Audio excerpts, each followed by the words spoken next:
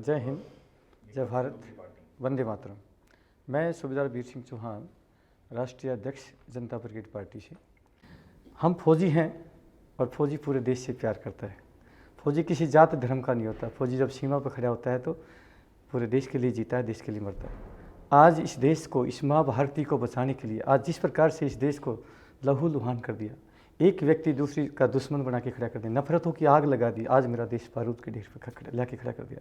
कहीं न कहीं सैनिकों की आत्माएं रो रही हैं, पीड़ित हैं अंदर से, क्योंकि हमने पूरी जवानी देश के नाम। हमें यकीन है साहब कि इस देश का एक एक बच्चा जो सैनिकों से प्यार करता है, इस माटी से प्यार करता है, वो ज़रूर इन सैनिक पार्टी, जनता ब्रिगेड पार्टी से जुड़ेगा। और मैं सभी को आह्वान करता हूँ, जिनको लगता है कि आपके साथ धोखा हुआ है, आप आएँ मिल करके इस दिल्ली को बचाना है सबसे पहले, और उसके बाद पूरा देश आपकी राहें देख रहा है। जब जब देश के ऊपर कोई आपदा आती है, भूकंप हो, बाढ़ हो, दंगा हो, आग लग जाए या कोई अन्य आतंकवादी घटना हो जाती है, और जहाँ पर सरकार की सारी मशीनरी, सारे विभाग फेल हो जाते हैं, तो अंतिम विकल्प सेना बचती है। जबकि राजनीति एक सेवा का प्लेटफार्म है, और इन्होंने क्या बना दिया इसको व्यापार का एक प्लेटफार्म बना दिया। पैसा कमाने आते हैं, जबकि ये सेवा का प्लेटफार्म है।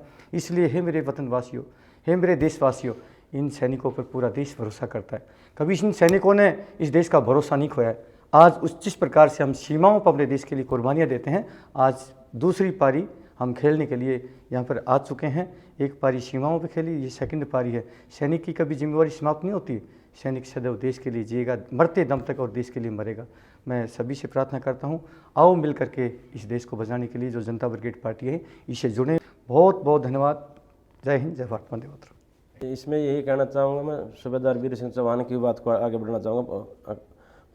परिवर्तन प्रकृति का नियम है, और उस प्रकृति परमात्मा ने उस पर परिवर्तन का माध्यम हमें बनाया गया है। हमें ये कर्तव्य दिया गया है, ये ड्यूटी दी गई है कि आप इसको निभाओगे, करोगे, इसकी भूमिका मरोगे। तो हमने एक निमित्त मात्र बन के आगे बढ़ना है, और जितनी भी देशद्रोही ताकतें हैं उनको समझाना है या सबक सिखाना है। जैसे भी उनकी भाषा में समझेंगे उनको वैसे समझाना है। लेकिन देश की रक्षा के लिए के हितों को रख कर उसको राजनीति नहीं करने देंगे। देश जिस दौर से गुजर रहा है, ये बहुत चिंता का विषय है। कुछ राष्ट्रवादी, देश प्रेमी बंधु जो बुद्धिजीवी हैं, वो चिंतित कर रहे हैं कि आखिर राष्ट्रीय रक्षा कैसे की जाए। देश में राजनीति के नाम पर दीन ईमान सब कुछ बिक चुका है। देश को बनाने के लिए अनेक लोगों ने अपने जीवन की आहुति दी गई है। जो देश प्रेमी हैं, जो जन प्रेमी हैं, जो जुड़ना चाहे से जनता ब्रिगेड पार्टी से जुड़िए। हम राजेंद्र नगर उपचुनाव से फाइट कर रहे हैं, अन्याय के खिलाफ, अत्याचारियों के खिलाफ, अत्याचारियों के खिलाफ, देशद्रोहियों के खिलाफ। तो इस उपचुनाव में, बाई इलेक्शन में हमारा सहयोग करिए। ऐसे मैं योगेंद्र सिंह योगी माथुर के से आप निवेदन करता हूँ, प्रार्थना करता हूँ। जय हिंद, जय भारत, सर्वप्रथम राष्ट्रीय धर्म वंदे मातरम, वंदे मातरम। ये बात बता रहे हैं, ये बातें हमारी मीडिया पहुँचनी चाहिए। बस ये इतना ही बोलना चाहते हैं हम। ना जी, वो लोकपाल की बात थी, भ्रष्टाचार की बात थी, लेकिन जब तो इसने बोल दिया कि वो हम भ्रष्टाचार खत्म कर दें, लोकपाल लगा दें, मगर किया किसने। आने वाली पीढ़ी को जब तक अपनी संस्कृति का पता नहीं होगा, सांस्कृतिक विरासतों का नहीं पता होगा, तो कुछ भी नहीं कर पाएगी। आज देश को आवश्यकता है, देश की वर्तमान जो स्थिति है, उस स्थिति को ठीक करने के लिए, सुधारने के लिए संपूर्ण व्यवस्था परिवर्तन की आवश्यकता है। और जो नेता पीढ़ी दर पीढ़ी इस देश पे राज करते आए हैं, या खानदानी राज चला है, या हम उसको ये कहें कि इमोशनल फूल बना के लोगों को राजगद्दी पे आगे बैठ गए हैं, वो देश का भला नहीं कर रहे। इस देश का भला करने के लिए राष्ट्रवादियों की आवश्यकता, जो राष्ट्र नीति और जन नीति, राष्ट्र हित नीति और जनहित नीति, ये बना के काम करेंगे तभी हो पाएगा। देश की जब व्यवस्था बिगड़ जाती है, देश में राष्ट्रपति शासन लगाया जाता है। राष्ट्रपति शासन का मतलब है देश में सेना का राज।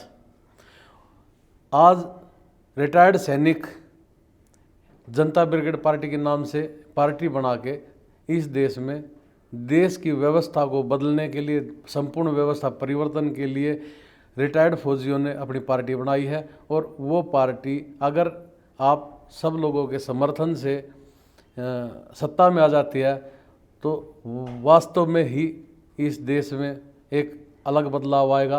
राजनीति की एक नई नींव रखी जाएगी, जिससे देश का और समाज का पूर्ण रूप से भला होगा। मैं इस वीडियो के माध्यम से सारे देश की जनता से निवेदन करता हूं कि वो इस पार्टी का साथ दें, इस पार्टी को देश में व्यापक रूप से फैलाने में मदद करें, ताकि ये पार्टी आप सभी के देश के अंतिम गरीब व्यक्ति, अंतिम निर्धन व्यक्ति के हित में कार्य कर सके। धन्यवाद। जय हिंद, वंदे मातरम। जय हिंद। मैं अखिलेश कुमार चौधरी, राष्ट्रीय प्रवक्ता जनता ब्रिगेड पार्टी। मेनली इस पार्टी की स्थापना हुई शिक्षा, स्वास्थ्य और रोजगार के नाम पर। आज पूरे हिंदुस्तान में यदि शिक्षा की हालत देखेंगे तो बद से बदतर है। तो हमारी पार्टी शिक्षा पर काम करेगी, स्वास्थ्य पर आइए। सबसे यदि हिंदुस्तान में ज़्यादा घोटाला है तो मेडिकल विभाग में, दवाई में डुप्लीकेसी है, पब्लिक से पैसे लूटे जा रहे हैं, तो आम जनता त्रस्त है, कहीं किसी को सुविधा नहीं मिल रही है। रह गई रोजगार की बात। अब रोजगार में आइए, बहुत पीड़ा है। आज हिंदुस्तान में इतनी बुरी हालत है रोजगार के बारे में। इस हिंदुस्तान में 4 लाख से ऊपर वैकेंसी खाली है। पिछले 3 साल से कोई वैकेंसी नहीं निकाला जा रहा है, कोई नौकरी नहीं मिल रही है। शिक्षा, स्वास्थ्य और रोजगार, इन चीज़ पर हमारी जनता ब्रिगेड पार्टी काम करेगी। और उसकी शुरुआत हमारे आदरणीय माथुर साहब राजेंद्र नगर विधानसभा से उपचुनाव में खड़े हुए हैं। जब हमारे देश का चुनाव मोदी जी के नाम पर हो सकता है, केजरीवाल जी के नाम पर हो सकता है, तो सेना के नाम पर क्यों नहीं हो सकता? तो मैं चाहता हूं कि राजेंद्र नगर विधानसभा के लोग सेना के नाम पर वोट दें और हमारे योगी माथुर साहब को विजयी बनावें, और वहीं से हम शंखनाद करेंगे, भ्रष्टाचारी का वहीं से अंत करेंगे। सब ने इन सब की बातें सुनी।